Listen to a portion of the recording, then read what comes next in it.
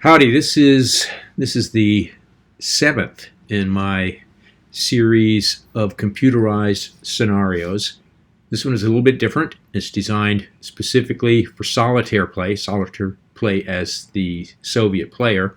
We cover the very tail end of the war in Europe. We'll have a surprise turn, and then the April 2 turn, and then the May 1 turn of 1945. And it can run longer if necessary, but that's the historical time frame for the final Soviet offensive to capture Berlin. Part of the reason it's solitaire is I'm not sure that it's much fun to be the German player here. All those forces are extremely weak. They have no full strength divisions. A lot of the units on there are nothing more than very weak Volkssturm forces, a few Hitlerjugend units, some remnants of international volunteers, and just junk without much defense factor at all. The Soviets, on the other hand, have a mass of very strong units. They have tank corps, mechanized corps, lots of artillery. They have more infantry divisions than you can shake a stick at. They have so many units here that even though the Soviet forces are echelon 2, 3, 4 units deep, I think some places even 5 units deep along the front lines, 5 hexes deep, I should say. 5 hexes deep along the front line, there's still an awful lot of overstacking going on. And as a consequence, one of the changes that I've made, in addition to making this a solitaire game, is that the stacking rules are changed a little bit. In fact, I have an article about that in my website that explains how that works. So you'll see overstacking looking a little bit different from the standard rules in here. Despite all that strength, the Soviets do have some disadvantages, and the main disadvantage, in addition to the stacking problem, and the main disadvantage that makes it difficult to bring all that strength to bear against the weak Axis forces, the weather. There is a 5 in 6 chance of mud weather in the surprise turn and also the April 2 turn. And of course, mud weather means that there will always be a -2 die mod on all attacks. In addition, armor effects in the attack will be negated. The Germans do have some anti-tank defenses for ATEC. When you put all that together, it's not unusual at all to see -3, -4, and even some -5 die roll modifiers on Soviet attacks. And that can make it pretty tough to carry out an effective offensive when you're facing -4 and -5 die mods on all your attacks. So what I've discovered in my playtesting so far is that it is pretty darn difficult for the Soviets to take all of the hexes of Berlin according to the historical timetable. About the best that the Soviets can do is when they get lucky and get some clear weather so that their tanks can really do some damage. So just to show how some of this works, I'm ready to go here with the Soviet surprise attack turn. I've done almost all the movement for the Soviets already. I have just a couple more things that I want to do before we start the attacks. And so I'm going to grab the mouse and put the cursor down here because at the moment I'm not playing with limited intelligence. We can see what's going on. And for the Germans in this hex, as I've already scouted out, it's just defended by a Luftwaffe flak battalion, so there's not much there. So I think we're going to try and overrun these guys. And if we look over here at this Soviet stack, it is overstacked. There are a lot of guys here, some of whom have just moved into this position. And you can see, for example, anybody who has the red EX means that they have expended all the movement points, and if it's a black EX, that means they have expended part of their movement points. So what I'm going to do here is let's say none, and then let's grab some of these guys who can actually move, and I think this will probably be sufficient here. And let's see if we can overrun this. So I think that's sufficient with odds of 65 to 1. So we'll go ahead and conduct this overrun. They're the diagnostics on what's happening. We don't really care about that right now. And so we have the Soviets have moved into that hex and killed that.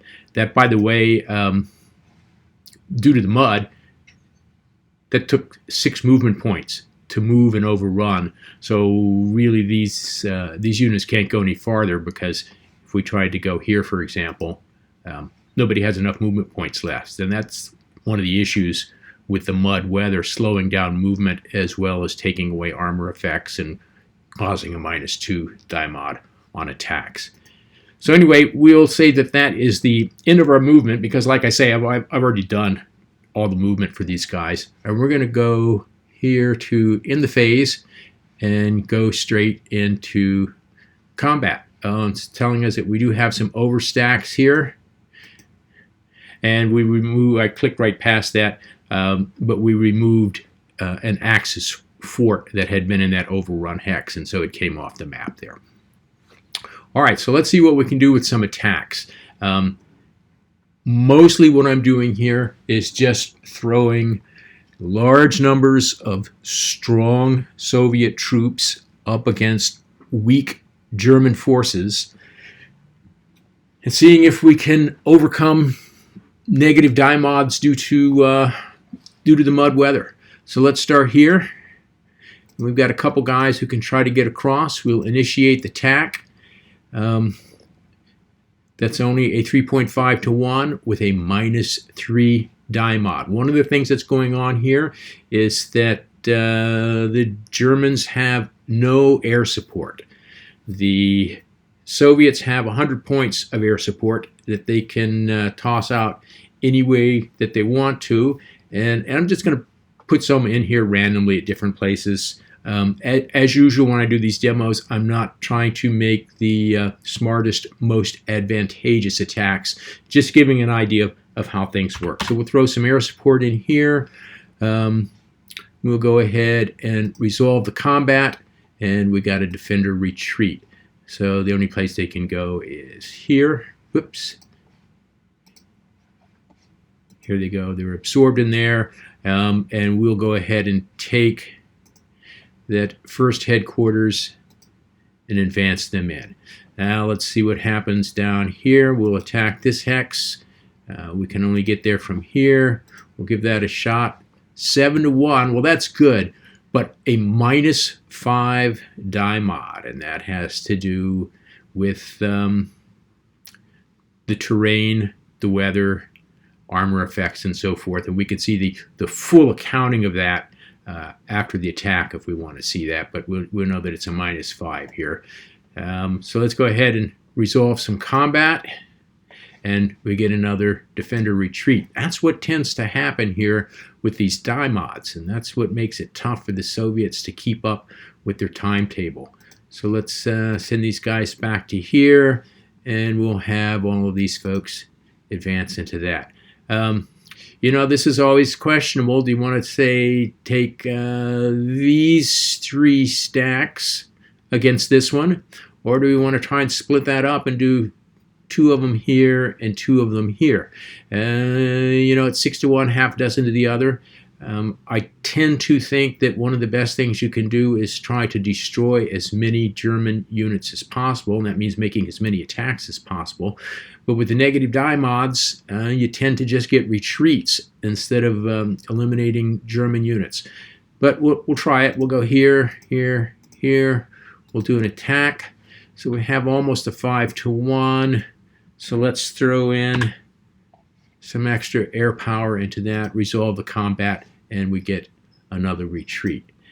And that means we're going to send these guys back to here. Here we go. We're going to try that, but it's eliminated due to an enemy zone of control. There was no place for them to go. So we lost that battalion, and we lost another battalion, and we'll take the 4th and advance that after combat. And come down here, see what we can do. We have, by the way, Polish forces in this hex. So we'll initiate the attack here. Another -5 die mod. Notice there's a fort here. So we're talking weather, fort, armor effects in the defense, because there are tanks being involved in the attack, but their armor effects in the attack are negated, so we have ATAC going on here. Anyway, 5-1 -5. Let's see what we'll get on that. Half exchange. Half exchange. All right, so all those German units are lost, and the way my scenarios work here, the way I wrote the code, is that in exchanges, the attacking player doesn't get to choose which of his units suffer losses. The system randomly inflicts losses on the attacking units, and I did that partly because I thought it made sense, and partly because it makes things go faster if you don't have to fiddle around and decide, oh, which one of my units will be taking the casualties.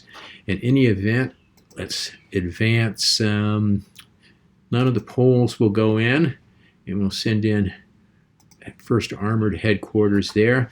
Let's run down here, and let's see. We won't be able to do anything against that hex. Here, in theory, we could attack with these three against this one. I don't think that's going to be worth a darn, but we'll give it a try. Let's see what the system tells us when we initiate that. So we get a 2-to-1 -3.